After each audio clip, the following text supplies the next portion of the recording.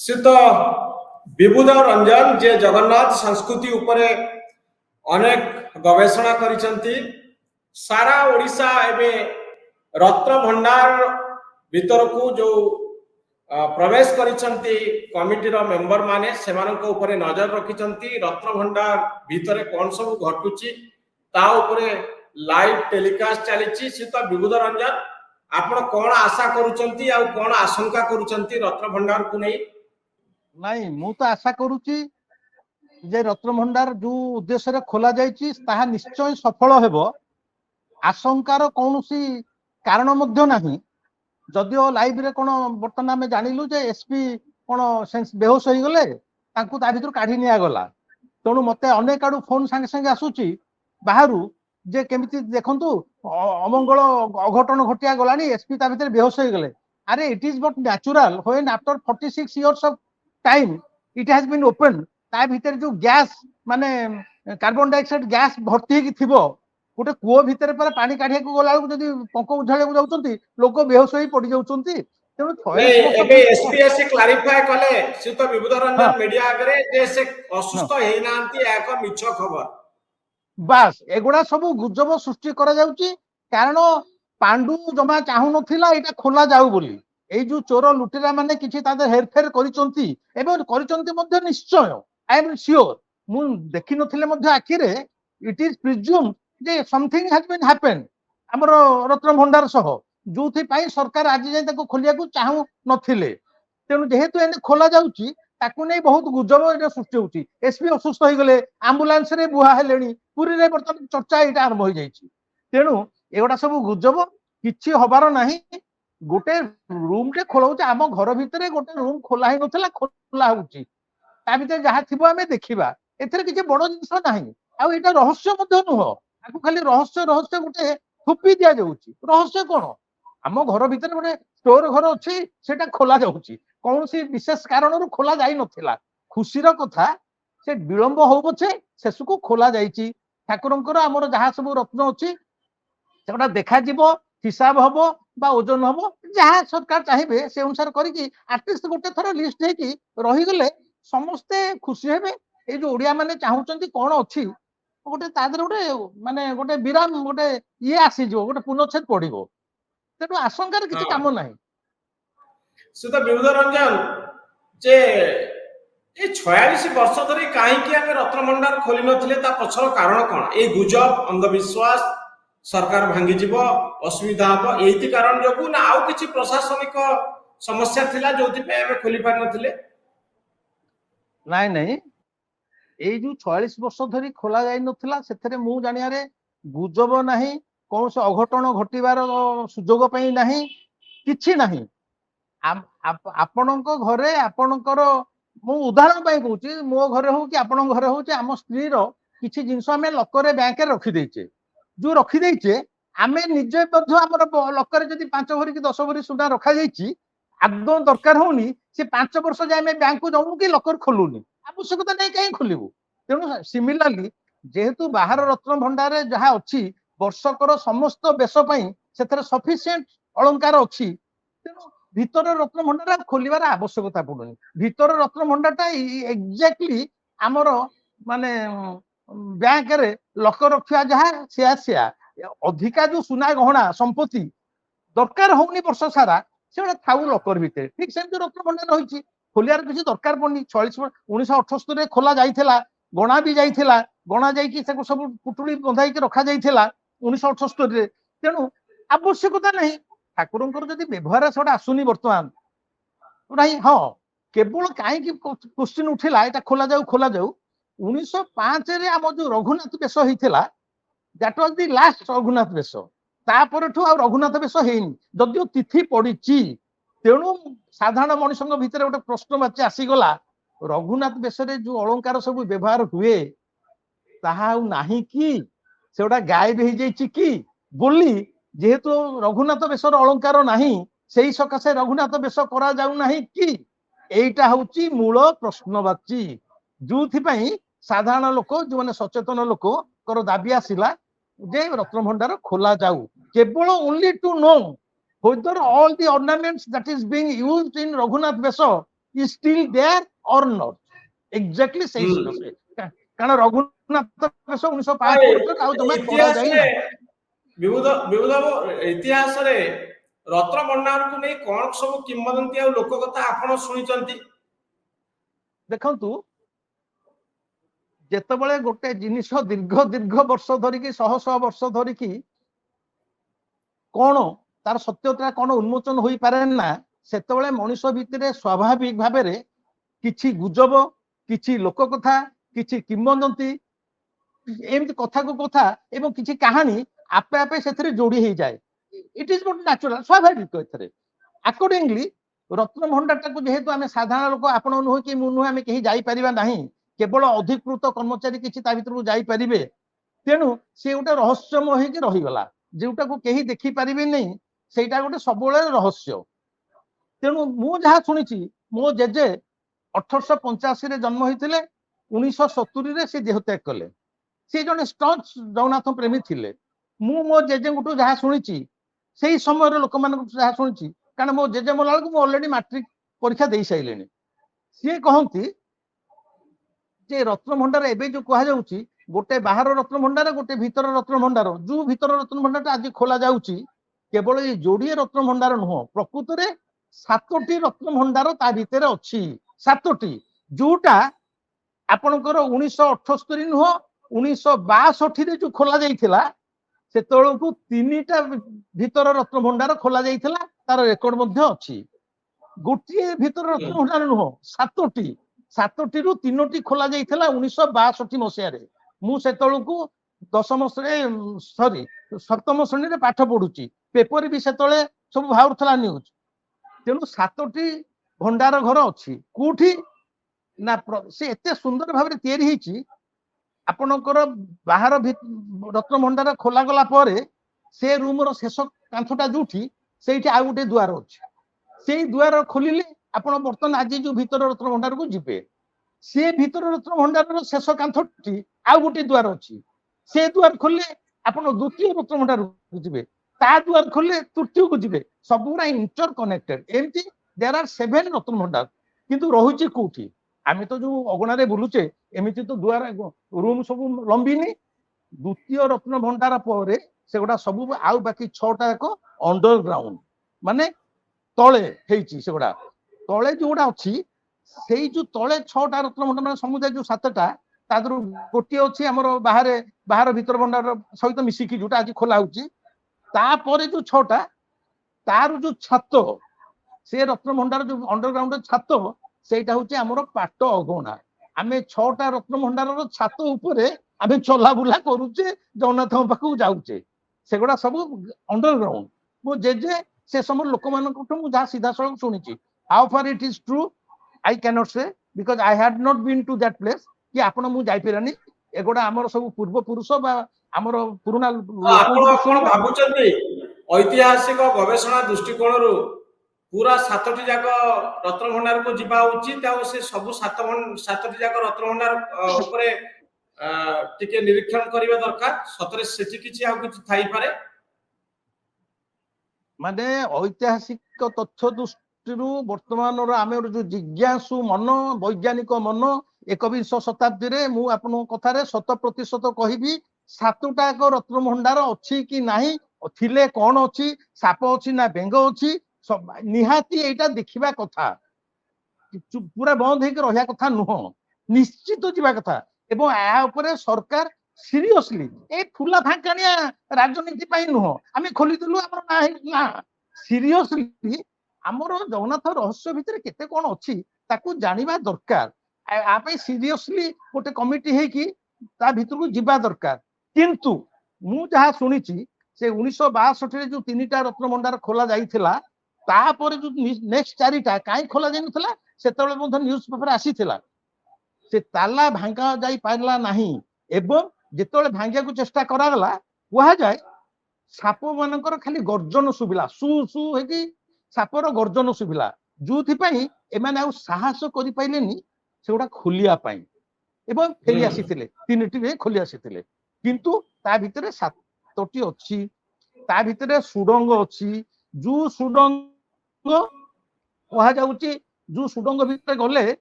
नरेंद्र कोण जाए जने माने बाहरी पारिबो किए कहूँ लोकनाथ घाट टी बाहरी पारिबो ब्रह्मगिरी रास्ता रे बाहरी पारिबो एक्चुअली मंदिर भितर आपण जदि मनोज बाबू मो सांगे पुरी मंदिर आसीबे मु आपन को गोटे मंदिर रो सुडंग रास्ता देखई दिबी आज दिन जोठी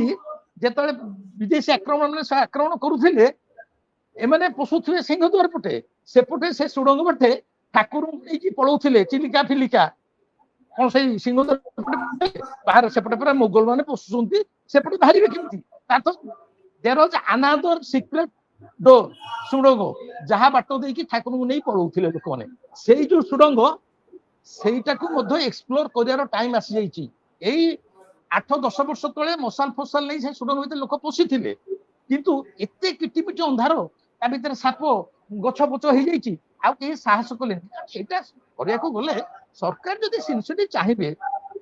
जदि प्रशासन चाहिबो से सुडंग को भी एने परिष्कार करा है जेकरो सेही सुडंग बटे ठाकुर जाई की ब्रह्मगिरी उठुथिले चिलिकाठी उठुथिले तेनु ए सुडंग कोठी मंदिर भीतर अछि आपण देखिचंती आपण को मु देखै दिबी तुम एन भी कही दउची कोठी अछि जोठी पाट अगणा पाखरे विधवा बुढ़ी माने बसी ठाकुरंकर फूल गुंथु थांती बुढ़ी माने उत्तर द्वार पाखरे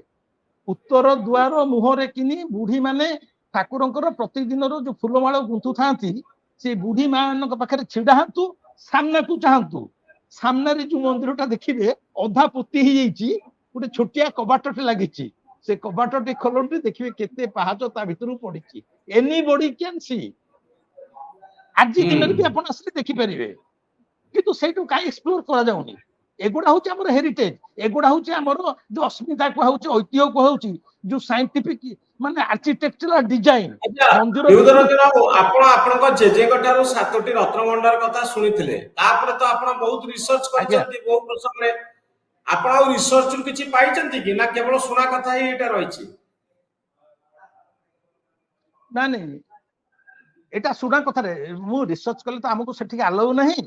किंतु से समय रो जो माने मो पाखे तो सेतल तो पाठ पढुतली पेपर कटिंग्स रखी पैलिनी किंतु सेतले ए न्यूज आसीची जो न्यूज को सीधा को पाठ पढला से को पढीची जे मते देखैचंती हे देखे तीनटा खोला हला आउ खोला हलानी ता भितरे साप गर्जन करूची ताकू केही खोली परिबेनी ता भितरे महाभारत समय रो गांडीव धनु अछि भीमक गदा अछि एगुडा हुई तो कथा वास्तव हे पारे मान को किंतु ए रिसर्च रे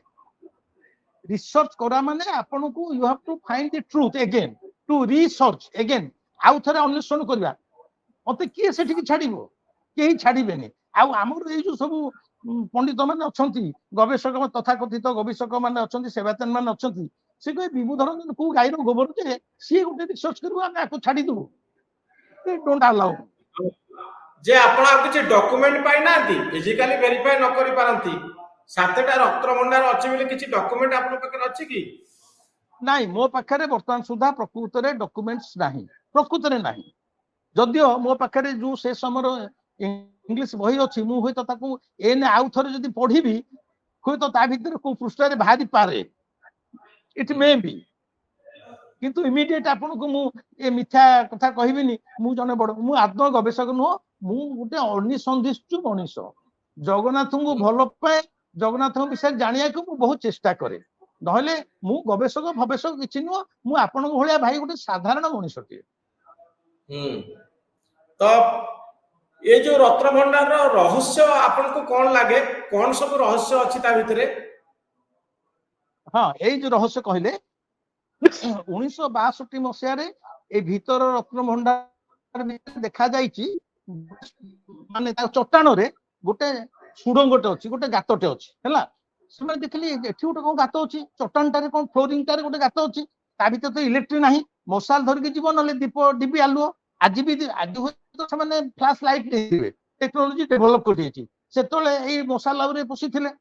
कोन से गातटा अछि सुडंगटा कुआडे जाईची ए जानिया पई सेतले जो माने पसिथिले कोन करले गोटे सिक्का आनिले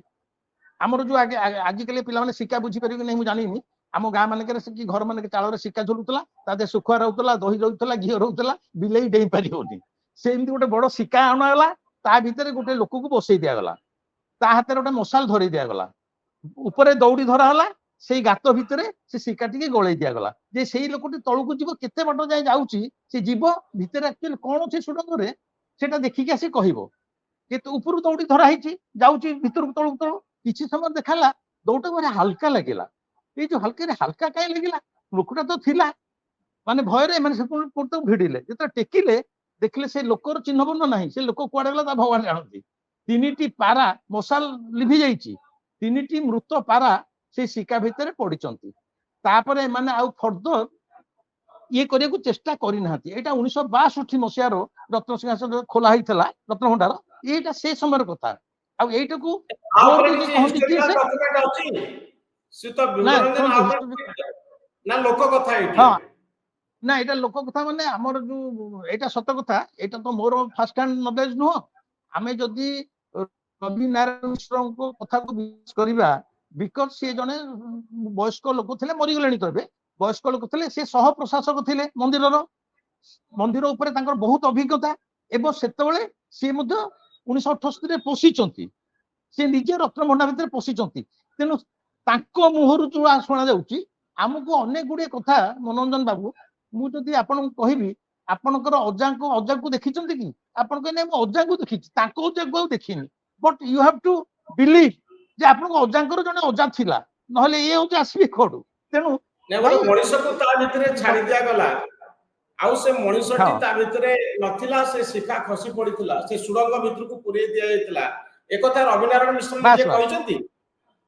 ନିଜେ କହିଛନ୍ତି ରବି ନାରାୟଣ ମିଶ୍ର ନିଜେ ବାରମ୍ବାର କହିଛନ୍ତି ଏବଂ ତାଙ୍କ କଥାକୁ ଆମେ କାହିଁକି ବା ସନ୍ଦେହ କରିବା କାହିଁକି ବା ଅବିଶ୍ୱାସ କରିବା କାରଣ ମନ୍ଦିରଟା ତ ପୁରୀ ମନ୍ଦିରଟା ଏମିତି ରହସ୍ୟମୟ ଭାବରେ ମଧ୍ୟ ତିଆରି ହେଇଛି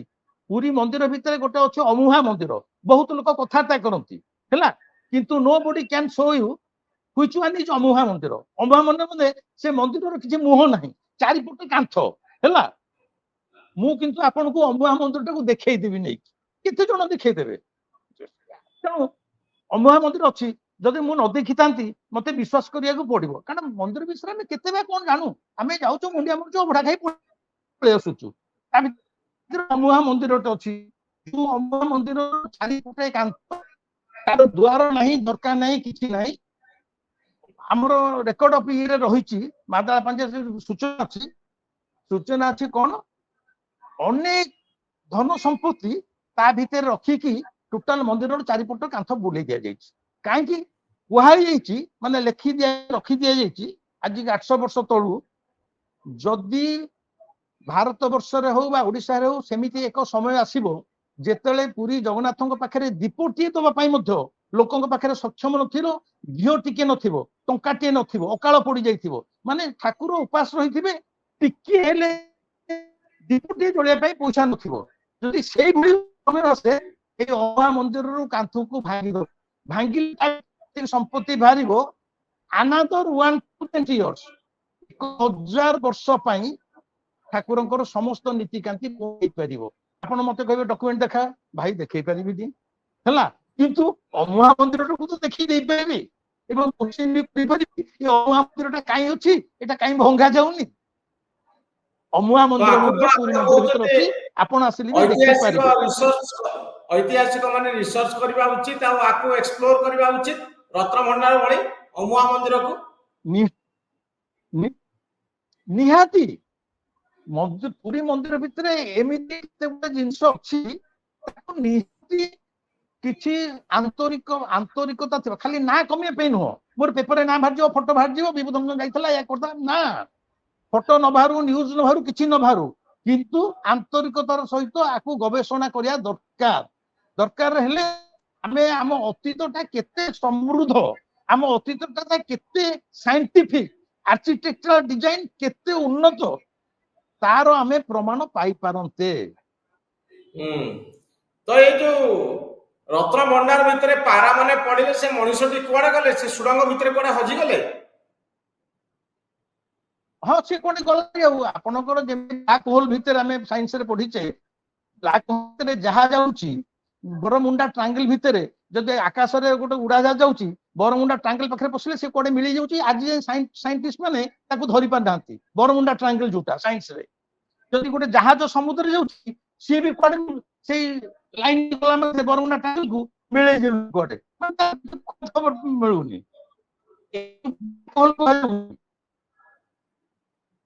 ସେ ଗର୍ତ୍ତ ଭିତରେ ଯିଏ ଯାଉଛି ମିଳେଇ ଯାଉଛି। ସେମିତି ଆଉ ତା ଭିତରୁ ସେ ଜଣେ ଯଦି ସେଟା ପ୍ରକୃତରେ ଜଣେ ସିନସିୟରଲି ଆମେ ରିସର୍ଚ୍ଚ କରୁଛେ ତା ଭିତରକୁ ସାଇଣ୍ଟିଫିକ ଇନଷ୍ଟ୍ରୁମେଣ୍ଟ ଧରିକି ଲାଇଟ୍ ଫାଇଟ୍ ଧରିକି ଅକ୍ସିଜେନ ଧରିକି ତା ଭିତରକୁ ଯାଆନ୍ତେ କିଛି ତ ଗୋଟେ ଜାଣନ୍ତେ। ଆଉ କେତେ ଆମେ ଖାଲି ବସିକି ଷ୍ଟୁଡିଓରେ ଗପି ବିଷୟରେ କରିବା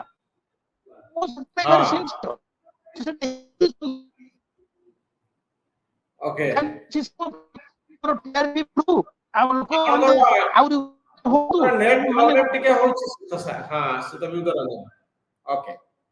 ସୋ ନିଶ୍ଚିତ ଭାବରେ ଆଜ୍ଞା ଆଜ୍ଞା ଆମେ ଏ ସମ୍ପର୍କରେ ଆଗକୁ ଆଲୋଚନା କରିବା ସୁତ ବିବୁଧ ରଞ୍ଜନ। ଆପଣଙ୍କୁ ବହୁତ ବହୁତ ଧନ୍ୟବାଦ।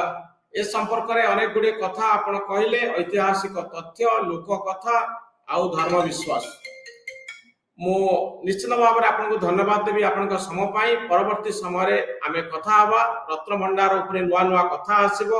ଏ ସମ୍ପର୍କରେ ଆପଣଙ୍କ ସହିତ ଆଲୋଚନା ଆଗାମୀ ଦିନରେ ଜାରି ରହିବ। ବହୁତ ଧନ୍ୟବାଦ ଶ୍ରୀଯୁକ୍ତ ବିଭୂତି ରଞ୍ଜନ।